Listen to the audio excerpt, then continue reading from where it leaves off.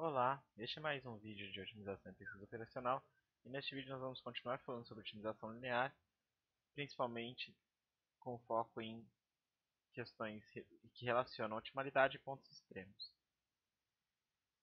Vamos começar com essa noção aí de soluções básicas e pontos extremos, né? A relação que elas têm com os pontos extremos de um PL.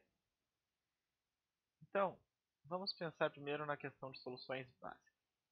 Um problema linear na forma padrão é dessa forma: minimizar f transposto x sujeito a x igual a b e x maior ou igual a zero. E nós estamos interessados agora, neste momento, em observar apenas este sisteminha aqui. Principalmente o sistema linear ax igual a b, por enquanto, apenas. Então, eu vou pensar nesse sistema em que a matriz A é uma matriz R m por n, composto de A é igual a m e que m normalmente aí menor do que n, tá? Esse sistema então, se você for pensar na matriz, eu tenho uma matriz deitada. Então eu posso imaginar que a minha matriz A é dessa forma aqui, ó. Eu tenho aqui a minha matriz A, eu tenho aqui o meu vetorzinho x aqui, igual, e aqui eu tenho o meu vetorzinho b. O que eu acho que é interessante aqui e que pode ser usado aí e que, na verdade, eu acho não, né? O que é interessante desse sistema e que pode ser usado para fornecer soluções. Ele é um sistema subdeterminado. Então, você tem, normalmente, espera-se, né, que tenha infinitas soluções para esse sistema. Quando o posto é deficiente, você pode ter problemas, mas do jeito que está aí, você tem infinitas soluções para esse problema. Então, nós vamos parar e olhar um tipo muito especial de solução para esse problema, que é dessa forma aqui, ó. Vou pegar minha matriz A e particionar ela da seguinte forma. Eu vou pegar uma matriz B e uma matriz N, em que a B vai ser uma matriz quadrada agora. E a N vai ser a matriz que vai sobrar aqui.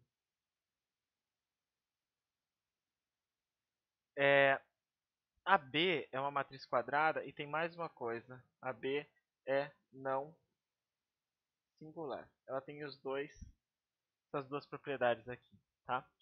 É claro que eu posso criar essa B também reordenando colunas de A. Tá? Então, não necessariamente a B seja realmente sempre as primeiras colunas de A. Eu posso reordenar as colunas, isso é só renomear variáveis, né? E vou imaginar aí que eu reordenei as colunas de A e a B tem essas primeiras componentes aí dessa matriz reordenada. Então, o sistema nessas condições, AX igual a B, pode ser escrito dessa forma aqui, ó. Se eu particionar a matriz A dessa forma, em B N, eu posso particionar o vetor X também dessa forma. XB, XN. Isso aqui é igual a Bzinho. Então, eu vou ter BXB mais NXN igual a Bzinho. Como a B é não singular e quadrada, eu posso escrever o seguinte, que a XB é B menos 1 vezes Bzinho menos NXN. Agora, olhem a parte interessante, né? Daqui eu tiro, chutando um xn, eu tiro sempre a variável xb associada. Agora existe um caso muito especial, que é quando o xn é zero. Se xn é zero, a xb é justamente o bzão menos 1, bzinho. Então, se o xn é zero, eu posso pegar uma solução x é igual a b menos 1, bzinho e zero. Esse tipo de solução é chamada de solução básica do sistema linear. E por que ela é básica? Justamente porque a matriz B pode ser vista como uma base de Rm. Então eu escolho uma base de Rm e expresso a solução em função aí dessa minha base.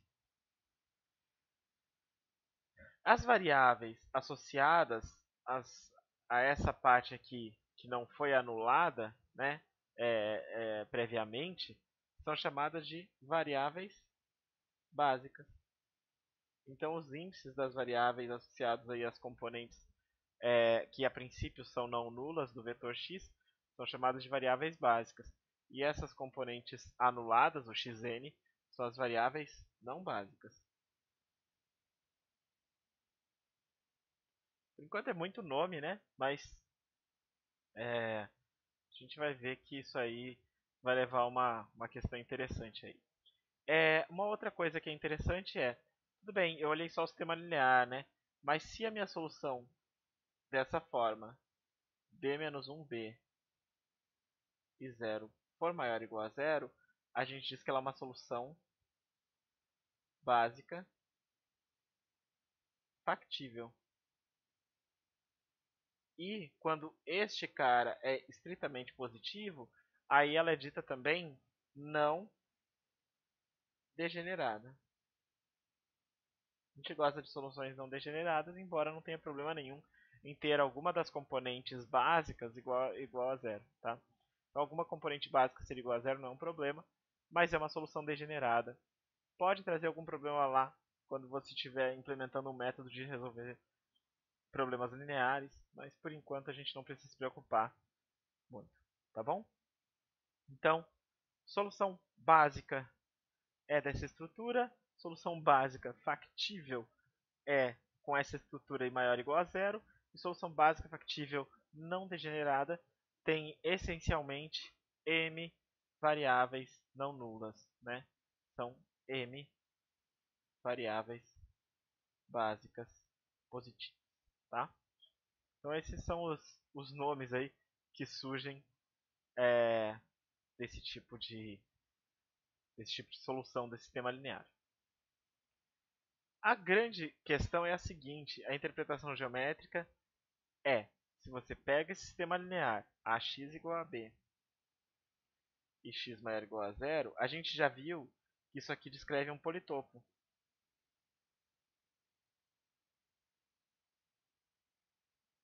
Ou poliedro, né? Como você quiser. Se você quiser enfatizar que ele é limitado ou não. A questão fundamental que está demonstrada na apostila e que aqui a gente só vai usar é a seguinte. O politopo tem esses pontos que a gente chama aqui de pontos extremos. E o teorema aqui diz o seguinte. Seja x o poliedro ou politopo convexo formado aí por essas equações, essas restrições. Um ponto x barra é ponto extremo de x, se e somente se x barra for solução básica factível de ax igual a b, x maior ou igual a zero. Ou seja, ponto extremo no final equivale, todos os pontos extremos equivalem a soluções básicas factíveis. E qual que é a parte importante disso? A gente já viu que os pontos extremos são os principais candidatos à solução ótima de um PL. Então, se eu tenho um ponto extremo em mãos, na verdade, se eu tenho como enumerar os pontos extremos, me parece razoável aí que eu os teste para achar a solução ótima. Então, o primeiro passo aí na forma computacional de se resolver um PL. Ok, isso é o que se faz, né? A gente vai discutir isso aí um pouquinho mais, tá bom? Mas é uma forma aí que começa a surgir pra gente. Então, vamos pegar um exemplo aqui em que as contas estão feitas porque as contas são meio tediosas aqui, tá? Então, eu tenho aqui esse polígono que está desenhado aqui. E esse polígono é definido por essas restrições. x1 mais x2 menor ou igual a 6, que é essa aqui. x2 menor ou igual a 3 e x1 e x2 maiores ou iguais a zero. Então esse é o nosso politopo aí, que é um polígonozinho no R2. E quem são os pontos extremos? Bom, geometricamente eu sei olhar aqui e achar esses caras. São esses aqui. Esses são os meus pontos extremos. Então 0, 0, 0, 3, 3, 3 e 6, 0. Esses são os nossos pontos extremos aí. As restrições de desigualdade aí que definem esse polígono, basicamente são essas duas primeiras, né? A outra são de não negatividade, que são tranquilas. Só que elas são de desigualdade, então para eu colocar na forma padrão para listar as soluções básicas, eu tenho que adicionar as variáveis de folga. Então eu fico com o sisteminha dessa forma aqui, ax igual a b com essa a e com essa b. Né? Coloquei aqui as minhas variáveis de folga, então adiciono uma identidade e eu fico com ax igual a b nessa forma aí. Bom, o que eu faço aqui? Eu consigo agora, nesse exemplo, nosso objetivo é realmente verificar se as soluções básicas factíveis estão associadas aos pontos extremos. E o que eu tenho que fazer? Eu vou escolhendo pares de variáveis, de forma que as colunas associadas aí formem uma matriz B não singular, e eu calculo a solução básica. Então, por exemplo, quando eu pego aqui x1 e x2, eu estou pegando as duas primeiras colunas da A. Então, eu estou pegando essas aqui. Essa matriz vai ser a minha B da base, e aí eu consigo achar, então, a solução básica como sendo a inversa dessa matriz vezes o vetor Bzinho, que dá 3 e 3, e a não básicas como sendo 0. Então, x3, x4, 0 e 0. 3 e 3 é essa solução aqui, x1 e x2 igual a 3 e 3. Bom, agora eu posso escolher outra. Eu posso escolher x1 e x3? Não, não posso. Por quê? Porque a b não é não singular. Então eu pulo essa. Então eu vou lá x1 e x4. Bom, x1 e x4 me dá uma b igual a identidade. Então o x básico é x1 igual a 6, x4 igual a 0. Veja, isso está em função de x1, que é uma variável que existia no início do meu problema, e x4, que é uma variável de folga. No meu ponto, eu tenho que olhar sempre x1 e x2. Então, o ponto 6 e 0 é esse aqui. Depois eu faço com x2 e x3. De novo, monto a matriz básica e acho a solução básica. E, ó, de novo, eu tenho que olhar x1 e x2. Né? Então, aqui a solução básica está em termos de x2 e x3. x3 é variável de folga. Então, eu tenho que olhar x1 e x2. Então, esse aqui é o ponto 0 e 3. Esse aqui. E aí, eu continuo aqui listando e chego nas outras soluções. Então, aqui, por exemplo, se eu pego x2 e x4, eu chego numa solução básica não factível, eu desprezo. E eu tenho aqui x3 e x4, eu chego aqui no meu outro ponto extremo, 0, 0. Então, a observação aqui é: todas as soluções básicas factíveis estão associadas aos pontos extremos, quando projetadas aí em x1, x2. Sempre olha só x1, x2. A busca por soluções básicas pode fornecer uma forma organizada e procedimental de enumerar os pontos extremos. Ou seja, eu consigo resolver um PL se eu testar todos os pontos extremos. Né? A ideia é mais ou menos essa, se ele for limitado. Né? Se ele for ilimitado, eu posso perder alguma informação aí. Esse procedimento só é proibitivo, né? Porque na prática, ó, eu posso ter esse número aqui de soluções básicas. Então eu tenho que buscar outra ideia. Tá bom? Mas isso aí, assim, conceitualmente não é recomendável. Você tem esse número enorme de soluções que você teria que testar. Você pode ter regiões ilimitadas e não conseguir observar isso listando soluções básicas. Então você pode ter problemas sérios aí. Mas, se você souber que é limitado e bonitinho, então tá valendo.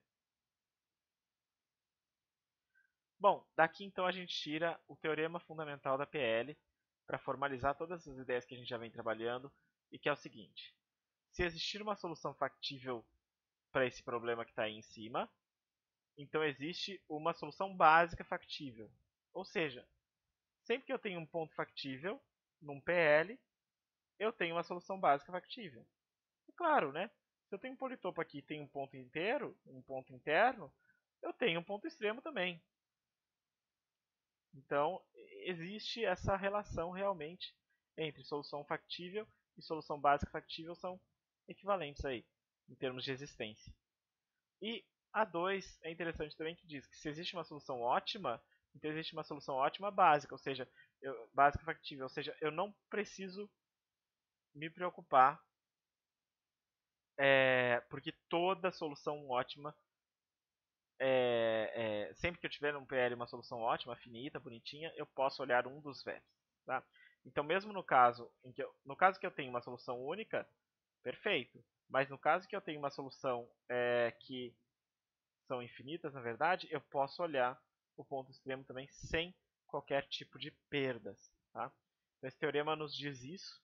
Eu tenho sempre, então, uma solução básica factível, sempre que meu problema for factível, e sempre que meu problema admitir uma solução ótima, eu tenho uma solução ótima, que é básica e factível também. Então, eu tenho um ponto extremo aí, que é a solução ótima. Então, se eu fizer aquele tipo de enumeração, eu não perco nada. Tá bom? Então, olha só. O que é importante aqui sempre é entender essa relação do ponto extremo com a solução básica e entender o procedimento lá. Pega a matriz A, escolhe aí a partição e daqui você vai tirar uma solução básica ótima e a solução zero, e essa aqui vai ser uma solução ótima se eu testar todas elas. Não é bem aí o objetivo que a gente tem normalmente, né? Não é o que os métodos fazem, mas eu poderia fazer isso se não tivesse o número aqui combinatório enorme aqui. Então eu tenho esse problema aqui, esse impedimento que eu tenho que tomar cuidado. Bom, como é que os métodos funcionam? Aqui é só uma noção, tá, gente? Isso também está trabalhado bem na apostila, só para dar uma ideia.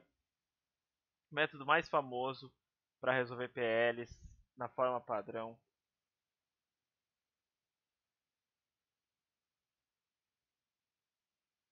é o método simplex. E ele está ilustrado bem aqui nesse diagrama. A ideia é, eu tenho uma solução x barra básica factível. E eu me pergunto, eu testo se é ótima. Em cada passo eu vou testar isso. Esta solução é ótima ou não? Se essa solução for ótima, pronto, parei, né? Se essa solução não for ótima, eu vou construir uma direção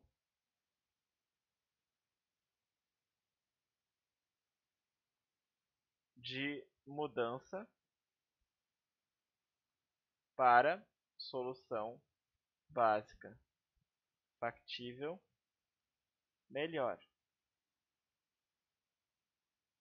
E aí eu construo essa direção, e quando eu construo essa direção, eu então chego numa outra solução básica factível. Esta solução é ótima? Não. Então me dá uma direção de melhoria, tá? Só para exemplificar um pouquinho melhor aqui, né? Então esse procedimento é o que está representado aqui. Então eu parto de uma solução básica, aí eu decido, eu venho para cá, ou para cá, ou para cá, né? Qual deles é o melhor, por exemplo? Ou existe alguma melhoria em andar para uma delas? Ok, existe uma melhoria em andar para essa, por exemplo. Então eu ando para essa aqui, até que eu chegue em outra solução básica factível. Faço a mesma coisa e vou assim andando no meu poliedro até que eu chego aí na solução ótima. Como é que eu testo a solução ótima? Basicamente, KKT. Tá? Então, o teste em PL é puramente um KKT, certo? De forma bem eficiente, mas a cada ponto eu testo as condições de KKT. E aí, se eu não estiver numa solução ótima, então eu uso como se fosse sensibilidade. Então eu olho os multiplicadores para ver qual que me daria uma melhoria mais interessante. E aí eu ando naquela direção. Só para tomar cuidado aqui, né? Quando você troca de uma solução básica para outra, você precisa achar o tamanho de passo numa direção aí que você anda em cima de uma aresta, por exemplo, do seu politopo, e aí você tem que usar a condição de bloqueio, né? Então você tem um bloqueio de uma restrição, um bloqueio de outra, você pega sempre o mais restritivo para definir o seu tamanho de passo, para que você não saia do conjunto factível. Então, em termos de ideias, o método simplex é bem simples, ele traz aí ideias que a gente já viu, então testa otimalidade com KKT, busca a melhor direção de mudança de base aí, né, por sensibilidade. Então todas essas ideias a gente já viu, então a gente não precisa olhar no detalhe como é que funciona o simplex. Eu acho que isso não é algo que é extremamente necessário para a gente. A gente vai usar o CVX para resolver os nossos problemas em PL, então tá tudo certo em termos de métodos computacionais, tá? Mas entender um pouquinho como é que ele funciona, tem lá na apostila, tem um exemplo em que a gente faz alguns passos do simplex, dê uma olhadinha lá, mas também não é algo que a gente precisa se debruçar muito tempo. Pontos positivos do simplex: ele resolve o problema em um número finito de passos. Isso é muito importante. Ele não é iterativo naquele sentido de que vai convergindo aos pouquinhos. Então ele realmente resolve um número finito de passos. Mas tem um problema sério, né? Que no pior caso, esse número de passos aí é algo do tipo n fatorial ou n 2 na n, né? Você consegue achar exemplos disso justamente porque você tem aquele número ali de soluções básicas no total. Então você tem um número exponencial aí de, de soluções básicas factíveis para o seu problema. Então não no pior caso, não é dos melhores métodos, mas na prática ele funciona super bem. Ele é muito bom na prática, mesmo para problemas grandes. Simplex, ele tem suas vantagens, ele tem implementações eficientes e ele resolve muitos problemas lineares sem grandes dificuldades. Bom, essa dificuldade teórica que existe no Simplex trouxe o desenvolvimento de outros métodos. São métodos de pontos interiores.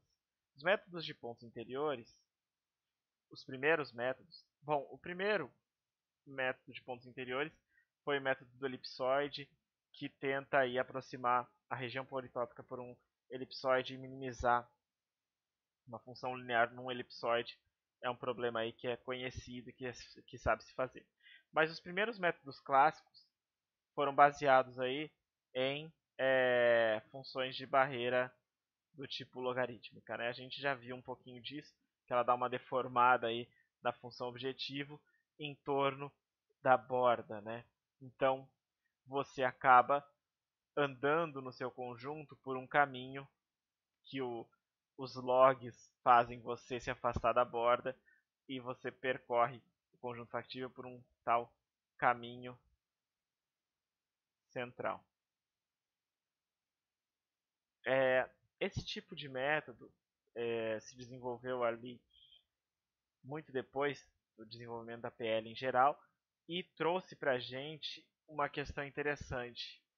Eles são tanto bons na prática, não os primeiros, mas eles foram melhorando, e também na teoria. Por quê? Porque os métodos de pontos interiores para programação linear trouxeram uma grande contribuição. Eles resolvem PL e também, na verdade, todo o problema de otimização convexa, tá? Então, CVX aí da vida, por exemplo, implementa esses métodos em tempo polinomial. Isso aqui é muito importante.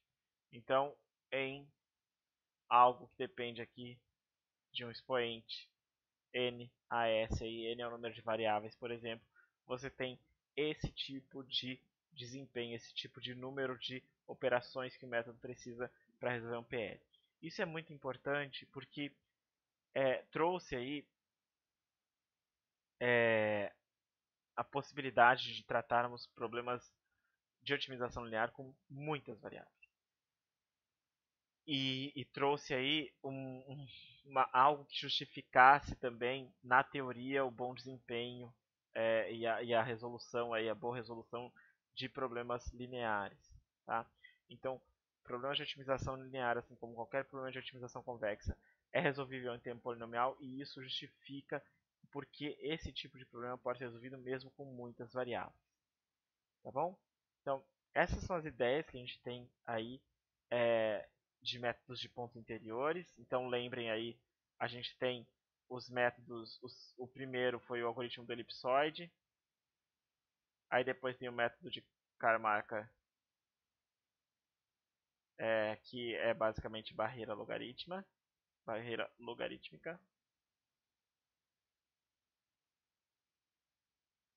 Então, a barreira logarítmica aí que a gente já viu lá em P não L foi o que foi o primeiro método realmente prático para PL de pontos interiores.